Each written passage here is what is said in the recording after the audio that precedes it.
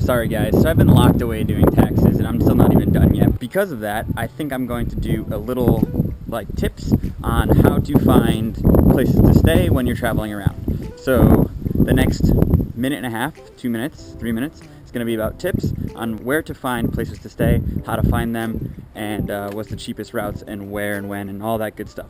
So that is what I'm going to be showing you right now. First of all, I apologize for my bootleg setup. It's starting to get dark in the room here. I only have my GoPro and I still want to do this video for you guys. So I'll just show you quickly what I'm working with.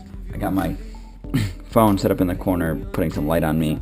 My computer here, which I'll do a screen grab of, and then you see the room. I want to talk to you guys about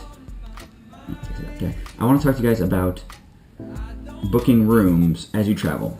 So depending on where you are in the world, you'll have to use different websites and different apps. I would highly suggest downloading all these apps, but I'm going to show you what it looks like on my computer. For example, if you're in Central and South America, Hostelworld works great. Hostelworld.com, that's right over here. There's a great app for it. You can search by city, so let's say you're in Guatemala, and you want to look up Antigua, boom, hit that in there, and you're going to see a bunch of hostels. You could also book on here, so you can link into your credit card and try to get a credit card that isn't doing international fees for you, so that way you can purchase these things, maybe get some points on your credit card.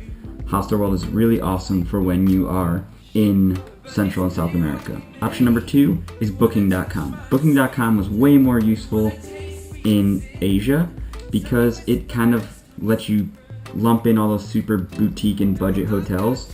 It works very similarly to a Kayak or an Expedia in that regard. It doesn't have a whole lot of hostels on there, but in Asia didn't seem to be as many hostel options as Central and South America. So Booking.com is a really good way to find cheap places. It also found, I was with Bree, so finding it for two, a larger room with a shared bed, was a really easy way for us to find Booking.com. This is the website here, Booking.com. You can see it kind of looks like any sort of booking site that you might use, like I said, Kayak or whatever.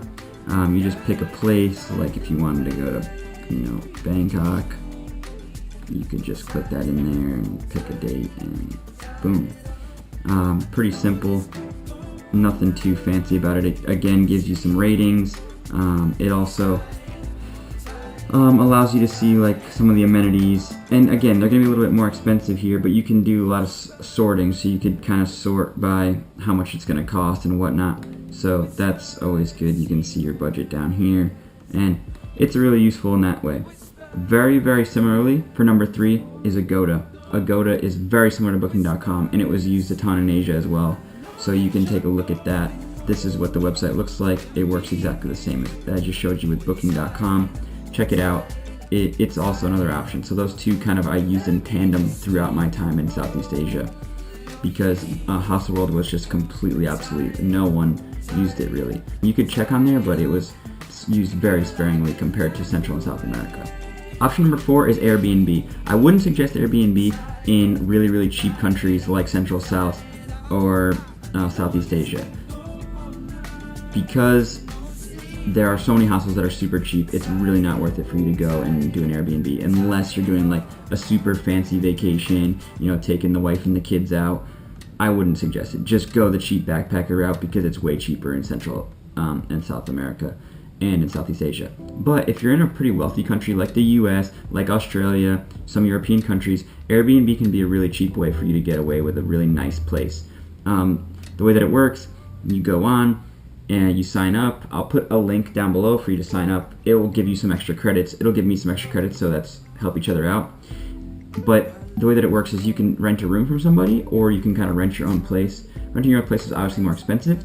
Renting a room comes with one really good thing: the other people in the house. I've never met anyone from Airbnb that wasn't super helpful and super nice. It's super safe, don't worry. And they give you awesome recommendations for the city. So it's kind of like having your own tour guide built in. They're totally willing to help you out in most cases. I'd say 99% of the time. So that's a really awesome way to kind of explore a city, because you have a built-in tour guide right there. If you're looking for a more romantic kind of jam, you can totally do an entire place to yourself, and some of the places are absolutely amazing. It's also a great way to save money when you have more than one person. So if you have 2 people, There you go. This is what the website looks like. You enter into your destination city. So like, let's say we're gonna go with Sydney, and we wanna go next month, and we have 2 guests. You can search and it will pull up all sorts of things for you to look at. You can see 115 a night, 81 a night. And yeah, like I said, a little more expensive, but it definitely saves you money when you're traveling to more expensive places and you have more than one person with you. There's 2 more kind of low-key options. One option is Lonely Planet books. You'll always see travelers with Lonely Planet books. I would suggest getting one, or at least the e-version of one, to where you're going. They have so many different recommendations in there, from food, and one of them is hotels for sure, and hostels. It'll give you reviews, it'll give you how much they're going to cost you. Those can be a little bit inaccurate, the cost, but just being able to see the names of some places that are pretty popular is good, because you can go look them up, or when you see them on any of the websites I mentioned, Booking.com, Hostelworld, whatever it might be, they seem familiar to you. You can read about them and see what people say and kind of what their vibe is. Is it like a party vibe? Is it a chill vibe? So the Lonely Planet books give you really good options if you're kind of in the dark. The other thing you can do is ask people. Like, asking people is very, very important, because let's say you're going north and they're going south. They've been to places that you're going, so they've talked to people around. So if they even stayed in a crappy place, they'll know a better place because they talked to somebody else. Or maybe they stayed in an awesome place and they'll be like, go stay here, it was really great, it was clean, or it was a really super awesome party atmosphere, or it had a really great view. Whatever the case may be, talking to other travelers is your biggest source of information, especially when you're trying to stay different places. They'll give you all the best information. All right, guys, thanks for watching. Those are my tips on how to kind of look for a place when you're backpacking around the world. If you have any questions, please put them in the comments below. If you could subscribe to my channel, that'd be really awesome. Again, I apologize for the setup. I'm doing the best that I can until I get my camera back. Yes, and also I'll put some links down below for the websites that we spoke about, and maybe some extra links so that you can get some credits. If you use Airbnb for the first time, you get like a $35 credit, so that'd be super awesome. Yeah, so the vlog is over, and if you have any questions, again, please put them in the comments. The vlog is over. Good night.